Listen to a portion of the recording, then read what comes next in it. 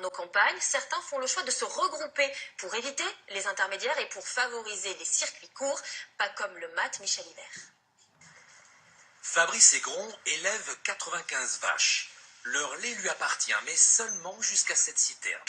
Car à partir de là, il est obligé de le vendre à une laiterie industrielle et c'est elle qui va fixer le prix.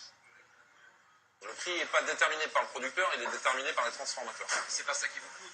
Mais aujourd'hui, non seulement il ne fait pas gagner d'argent, mais on en perd tous les jours. Gagner plus avec moins d'intermédiaires. Fabrice Aigron y croit. Cela commence par l'alimentation. Aujourd'hui, il récolte lui-même l'herbe pour ses vaches. 80% des aliments sont produits sur place. On ne sera jamais autosuffisant à 100%, c'est pas l'idée, mais l'idée c'est de produire le maximum sur nos exploitations pour apporter ce qu'il faut à nos vaches, la meilleure qualité, là aussi du local, du circuit court. À l'autre bout de son exploitation, dans un bureau improvisé, Fabrice Aigron a réussi à convaincre 20 éleveurs de le suivre. Pour ne plus dépendre des industriels, ils vont construire leur propre laiterie à 10 minutes de la ferme.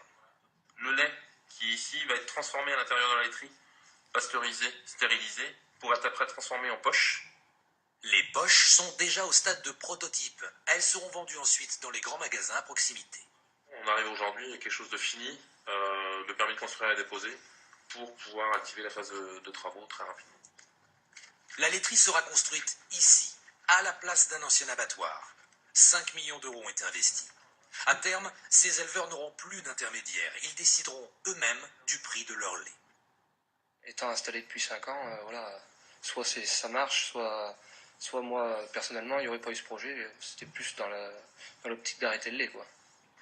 Dans quelques mois, ces éleveurs vont vendre leur lait directement aux consommateurs. Le litre sera plus cher de quelques centimes d'euros. Le consommateur, au final, aura un lait différent, un tout petit peu plus cher lui aussi, mais quelque part il saura pourquoi. Fabrice Aigron et ses associés espèrent vendre leur premier litre de lait avant la fin de l'année et peut-être donner des idées à d'autres éleveurs en France.